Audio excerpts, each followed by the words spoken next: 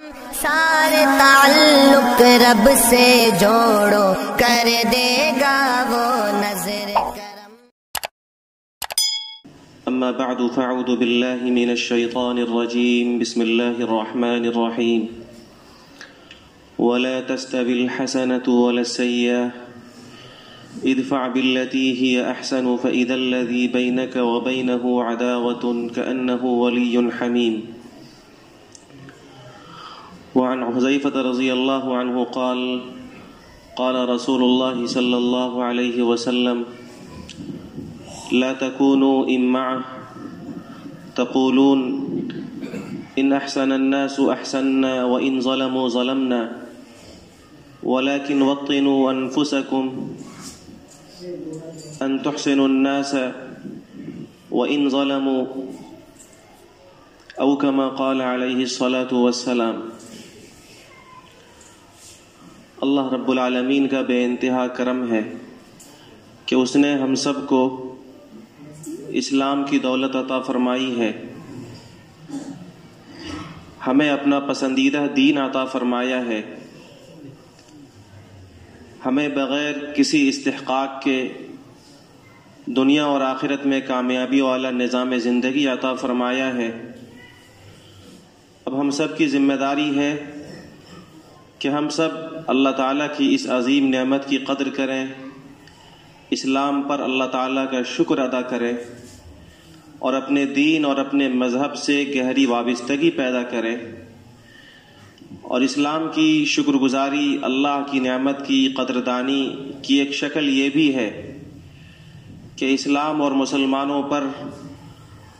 جو چیلنجز، جو آزمائشیں، جو خطرات کبھی منڈلائیں تو ہم قرآن و سنت کی روشنی میں ان چیلنجز کا، ان خطرات کا، ان آزمائشوں کا مقابلہ کریں۔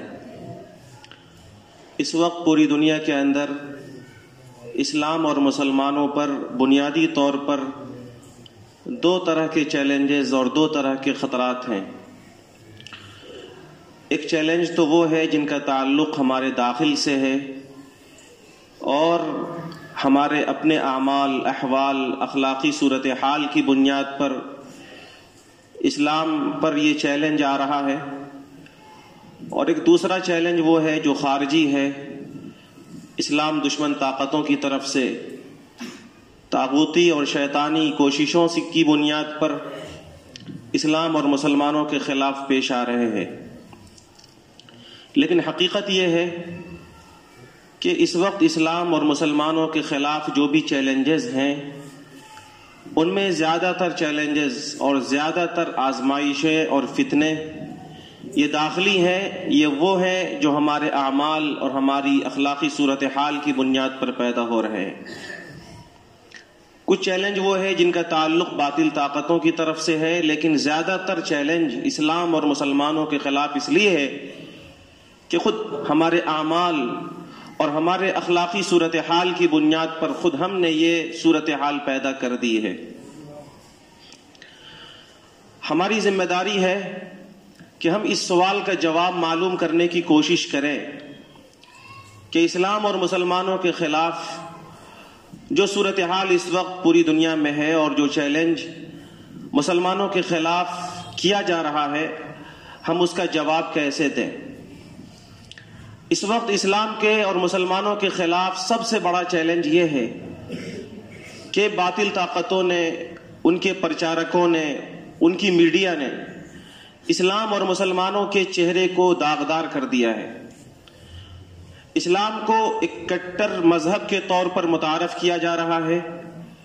مسلمانوں کو ایک فرقہ پرست، دہشت گرد، آتنکواد اور منتقم المزاج، جذباتی اور فسادی قسم کے لوگوں کے طور پر متعارف کرایا جا رہا ہے۔ یہ ایک اس وقت کا سب سے بڑا چیلنج ہے جو اسلام اور مسلمانوں کے خلاف کیا جا رہا ہے، اور ہمارے سامنے ایک بڑی آزمائش ہے۔ ہم اس چیلنج کا مقابلہ کیسے کریں گے؟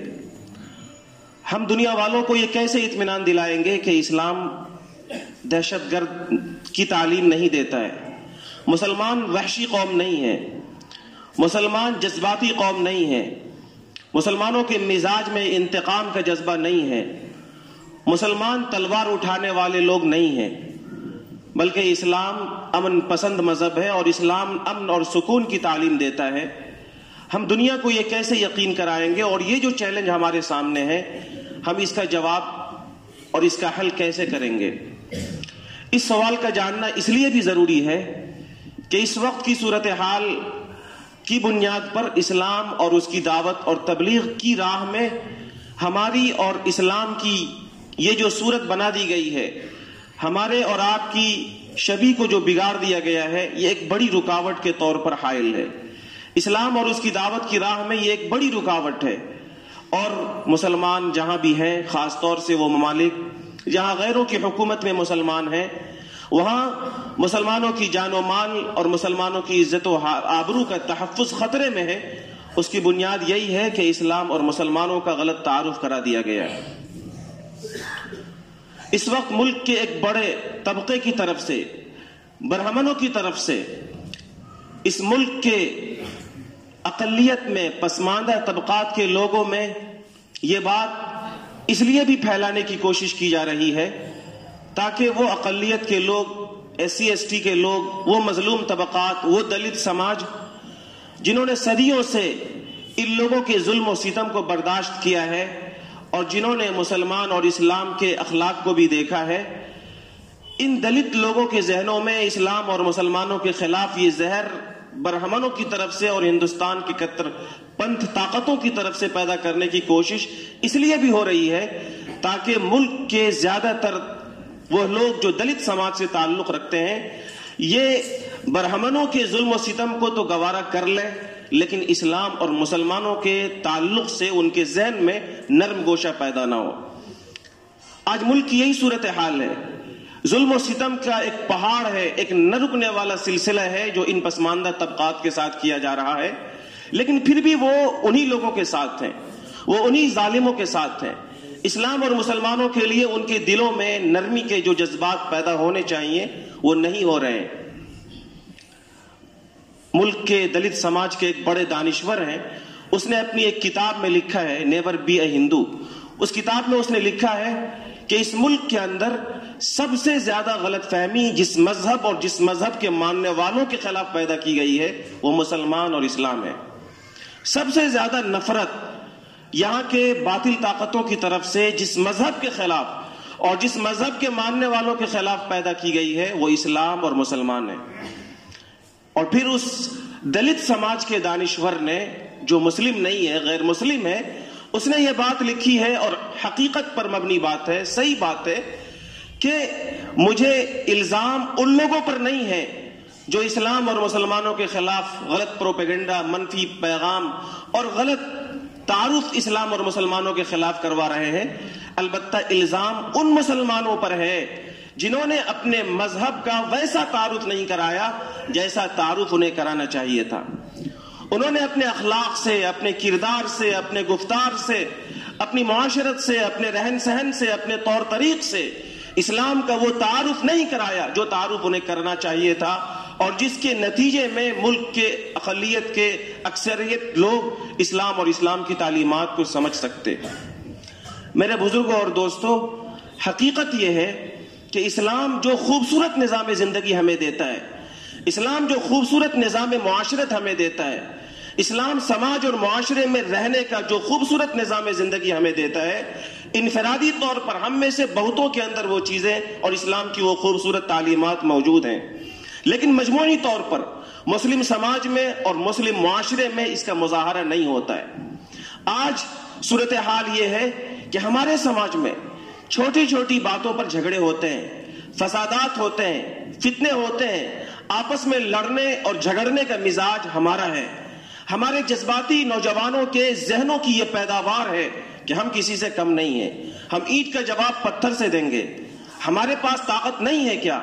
یہ وہ ذہنیت ہے جو دنیا کی کسی بھی اور کمیونٹی کی، کسی اور قوم کی، کسی اور مذہب کی، کسی اور تصوراتی ذہن رکھنے والے لوگوں کی تو ہو سکتی ہے، لیکن خدا کی قسم اس نظریے کے تعلق اسلام سے بالکل نہیں ہے۔ یہ ایک جاہلانہ سوچ ہے، یہ ایک وہ نظام ہے، یہ وہ ذہنیت ہے، یہ وہ سوچ ہے جس کو مٹانے کے لیے ہادی برحق جناب محمد الرسول اللہ صلی اللہ علیہ وسلم تشریف لائے تھے۔ زمانے جاہلیت کے مشرکین اور جہلا یہ کہتے تھے الا لا یجہلن احد علینا فنجہل فوق جہل الجاہلین. وہ کہتے تھے کہ کوئی ہمارے ساتھ جہالت نہ کرے, کوئی ہمارے ساتھ زیادتی نہ کرے, کوئی ہم سے منہ نہ لگائے, کوئی ہمارے اوپر انگلی نہ اٹھائے, کوئی ہمارے راستے میں روڑے نہ اٹکائے, ورنہ ہم کسی سے کم نہیں ہیں. ہم تمام زیادتی کرنے والوں سے بڑھ کر زیادتی ان کے ساتھ کریں گے. ہم اینٹ کا جواب پتھر سے دیں گے, ہم اینٹ سے اینٹ بجا دیں گے. یہ زمانے جاہلیت کے لوگوں کی سوچ تھی. بدقسمتی سے یہ سوچ آج مسلم سماج کے اندر بھی آ گئی ہے. اسی سوچ کو مٹانے کے لیے ہادی برحق صلی اللہ علیہ وسلم پر قرآن کریم اترا تھا. قرآن مجید نے ایک جگہ شکایت کی زمانے جاہلیت کے لوگوں کی. وَمِنَ النَّاسِ مَن يُعْجِبُكَ قَوْلُهُ فِي الْحَيَاةِ الدُّنْيَا وَيُشْهِدُ اللَّهَ عَلَى مَا فِي قَلْبِهِ وَهُوَ أَلَدُّ الْخِصَامِ. کہ رسول آپ کے پاس کچھ لوگ آتے ہیں جن کی باتیں بڑی بھلی معلوم ہوتی ہیں آپ کو. جب وہ آتے ہیں تو ان کی زبان کی گفتگو, ان کی شیرینی, ان کی مٹھاس, ان کے بولنے کا انداز, ان کے جملے آپ کو بڑے حیرت میں ڈالتے ہیں کہ بڑے اچھے قسم کے لوگ ہیں. وہ اپنی گفتگو سے اس بات کا اظہار کرانا چاہتے ہیں کہ وہ بڑے شریف لوگ ہیں, بڑے اچھے لوگ ہیں, اور وہ اپنی ان چکنی چپڑی باتوں پر اللہ کو گواہ بھی بناتے ہیں, اور آپ کو ان کی باتیں بھلی معلوم ہوتی ہیں. اللہ فرماتے ہیں وَهُوَ أَلَدُّ الْخِصَامِ. حالانکہ حقیقت یہ ہے کہ سماج میں جتنے بھی فتنے ہوتے ہیں ان سب کے ذمہ دار یہ لوگ ہیں. یہ بدترین قسم کے جھگڑالو ہیں, یہ بدترین قسم کے فسادی ہیں. میرے بزرگوں اور دوستو, اسلام نے ہمارا جو مزاج بنایا ہے, اسلام نے ہماری جو تربیت کی ہے, وہ تربیت یہ ہے کہ ہم ظلم کا بدلہ ظلم سے نہیں بلکہ ظلم کا بدلہ معافی سے دیں. ہم زیادتی کا بدلہ زیادتی سے نہیں بلکہ ہم زیادتی کا بدلہ صبر سے دیں. آقا صلی اللہ علیہ وسلم کی بے شمار تعلیمات اس سے بھری ہوئی ہیں. میں نے خطبے میں جس حدیث کی آپ کے سامنے تلاوت کی, آقا صلی اللہ علیہ وسلم نے اس میں فرمایا کہ اے لوگو لا تکونوا امّا, اگر تم محمد الرسول اللہ کی شریعت پر ایمان رکھتے ہو تو امّا مت بنو, لوگوں کے پیچھے چلنے والے مت بنو کہ تم کہنے لگو ان احسن الناس احسننا, کہ جو میرے ساتھ جیسا کرے گا میں اس کے ساتھ ویسا کروں گا, اگر فلاں میرے ساتھ اچھا کرے گا تو میں بھی اچھا کروں گا. وَإِن ظَلَمُوا ظَلَمْنَا, اور اگر میرے اوپر وہ زیادتی کرے گا تو ہم کسی سے کم تھوڑے ہی ہیں, ہمارے پاس بھی تو طاقت ہے, ہمارے پاس بھی تو خاندان ہے, ہم بھی اس کے اینٹ سے اینٹ بجا دیں گے, ہم چھوڑیں گے نہیں. اگر وہ میرے ساتھ زیادتی کرے گا تو ہم بھی زیادتی کریں گے. آقا رحمت صلی اللہ علیہ وسلم نے بتایا کہ یہ مزاج مت بناؤ, یہ تمہارا مزاج نہیں ہو سکتا. ہم نبی رحمت تھے, تم میری امت ہو, تم نبی رحمت کی امت رحمت ہو. اپنے آپ کو اس بات کا عادی بناؤ, اپنی طبیعت میں اس بات کو رچاؤ اور بساؤ. وَطِّنُوا أَنفُسَكُمْ, اپنی طبیعت کو اس بات کا خوگر بناؤ ان تحسنوا الناس وَإِن ظَلَمُوا, کہ اگر لوگ تمہارے ساتھ ظلم کرے پھر بھی تم ان کے ساتھ اچھا سلوک کرو. اگر تو کوئی تم پر زیادتی کرے, کوئی تمہارا حق مار لے, تب بھی تم ان کے ساتھ اچھا سلوک کرو. یہ مزاج دیا آقا رحمت صلی اللہ علیہ وسلم نے مسلم سماج کو اور مسلم معاشرے کو. ایک موقع سے آقا صلی اللہ علیہ وسلم نے فرمایا ان اللہ یحب الرفق فی الامر کلہ, اے لوگوں سنو, ہر خیر کی شروعات نرمی سے ہوتی ہے, اور سماج کے اندر ہر فتنے کی شروعات سخت مزاجی سے ہوتی ہے. جب سماج کے افراد میں نرمی ہوگی اس سماج میں خیر آئے گا. جب سماج کے افراد میں غصہ, مزاج کے اندر تندی, طبیعت کے اندر تیزی ہوگی اس سماج میں فتنے پیدا ہوں گے. اس لیے فرمایا کہ ہر خیر کی شروعات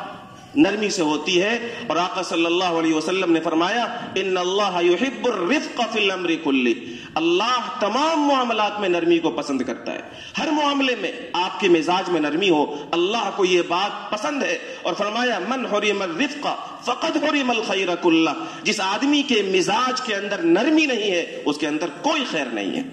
جس آدمی کے مزاج میں نرمی نہیں ہے, غصہ ہی غصہ, تندی ہی تندی, اور جس مزاج میں سختی ہی سختی ہے اس آدمی کے اندر کوئی خیر نہیں ہے.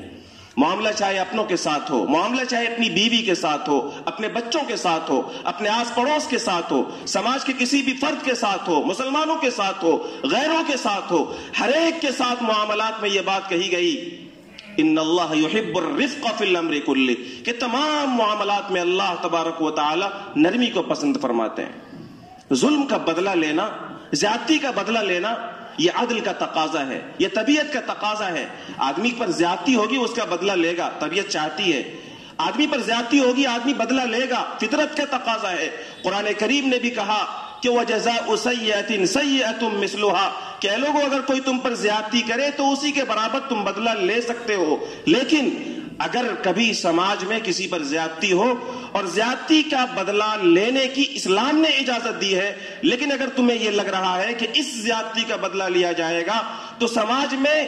فتنہ دبے گا نہیں، فتنہ مزید بڑھ جائے گا، سماج میں محبت پنپے کی نہیں، نفرت کی بیج پڑ جائے گی اور نفرت کا آغاز ہو جائے گا، سماج میں ایکتائی نہیں رہ جائے گی، سماج مزید ٹوٹ جائے گا، تو ایسے موقع سے پھر وہی اسلام کہتا ہے وَلَمَنْ صَبَرَ وَغَفَرَ إِنَّ ذَلِكَ لَمِنْ عَزْمِ الْأُمُورِ، کہ اگر بدلہ لینے سے، اگر ظلم اور زیادتی کا بدلہ لینے سے، اگر عدل پر عمل کرنے سے سماج کے اندر فتنہ اور فساد پنپے تو سنو، جو آدمی صبر کر لے اور معاف کر دے تو یہ ایک خوبصورت طریقہ ہے اور ایک خوبصورت تدبیر ہے، ایک پختہ تدبیر ہے جو تم ظلم و زیادتی کرنے والوں کے ساتھ کرتے ہو۔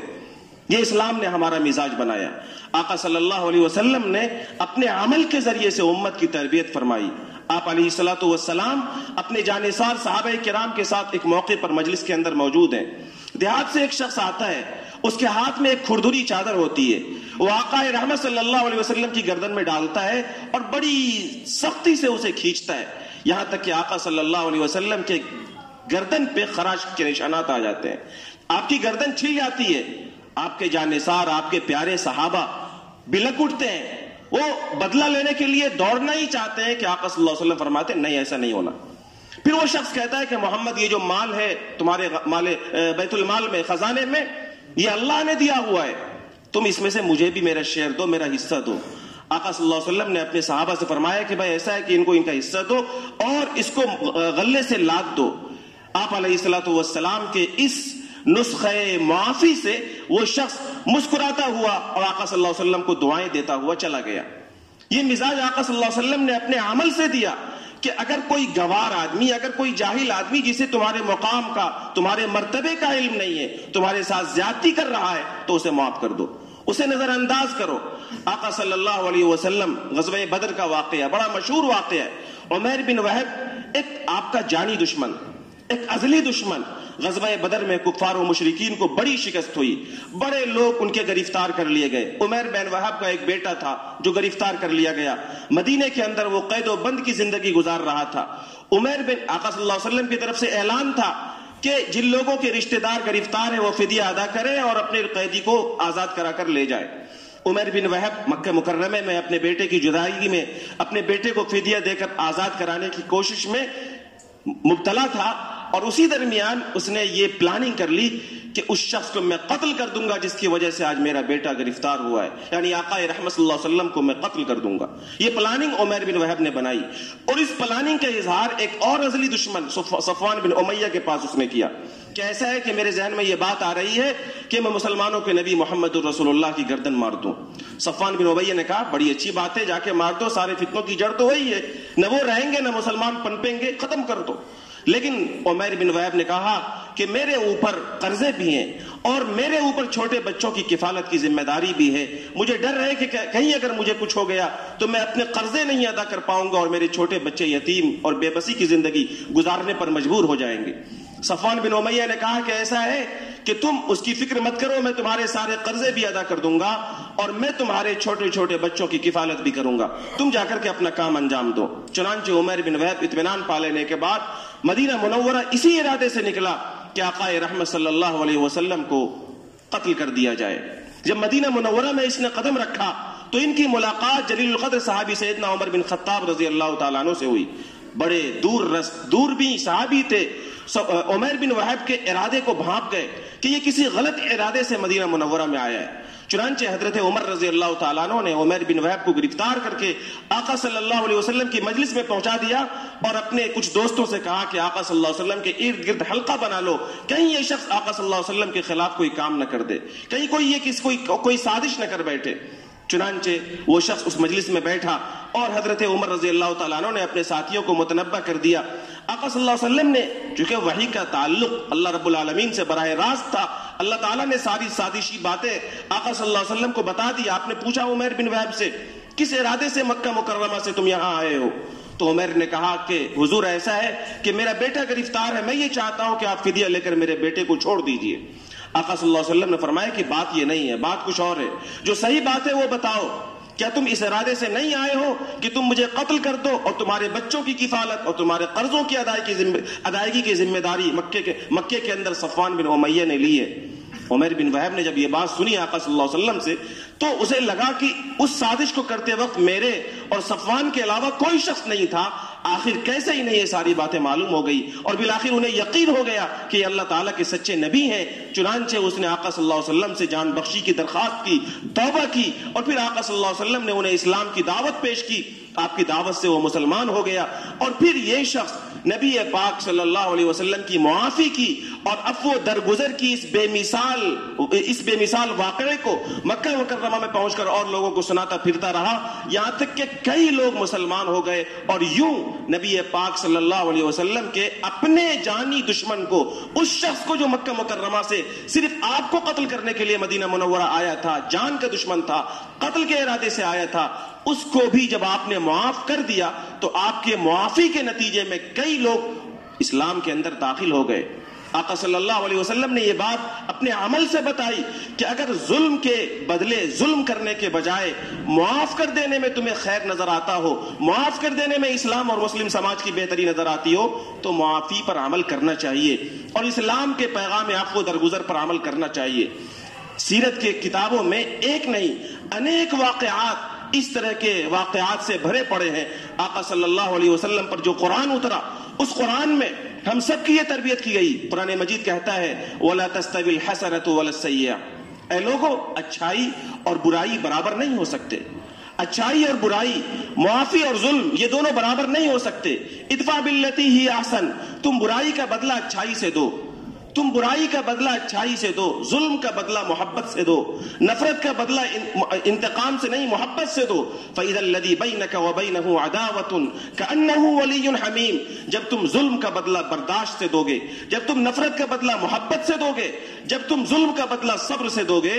تو جو تمہارا جانی دشمن ہے وہ تمہارا جگری دوست ہو جائے گا۔ یہ قرآن کہتا ہے، یہ وہ رب کہہ رہا ہے جس رب کے دل میں جس رب کے ہاتھ میں سارے انسانوں کے دل ہے، کہ ظلم کرنے والوں کو یہ ظلم کا بدلہ اگر تم اچھے طریقے سے دو گے تو جو تمہارا جانی دشمن ہے وہ تمہارا جگری دوست ہو جائے گا۔ پھر آگے اللہ نے فرمایا کہ یہ کوئی آسان کام نہیں ہے، جب آپ پر ظلم ہو رہا ہو تو آپ برداشت کر لیں، آپ صبر کر لیں، یہ کوئی آسان کام نہیں ہے۔ وَمَا يُلَقَّاهَا إِلَّا الَّذِينَ صَبَرُوا وَمَا يُلَقَّاهَا إِلَّا ذُو حَظٍّ عَظِيمٍ، برداشت کر لینا، صبر کر لینا، حلم کا اور بردباری کا معاملہ کرنا اور اپنے اوپر ظلم کرنے والوں کے ساتھ اچھائی کا معاملہ کرنا، یہ کوئی آسان کام نہیں ہے۔ یہ تو بس وہ لوگ ہی کر سکتے ہیں صبروا، جو اللہ کے دین پر جمتے ہیں، وَمَا يُلَقَّاهَا إِلَّا ذُو حَظٍّ عَظِيمٍ، اور یہ وہی لوگ کر سکتے ہیں جو بڑے سعادت مند اور بڑے نصیبہ ور اور خوش قسمت قسم کے لوگ ہیں۔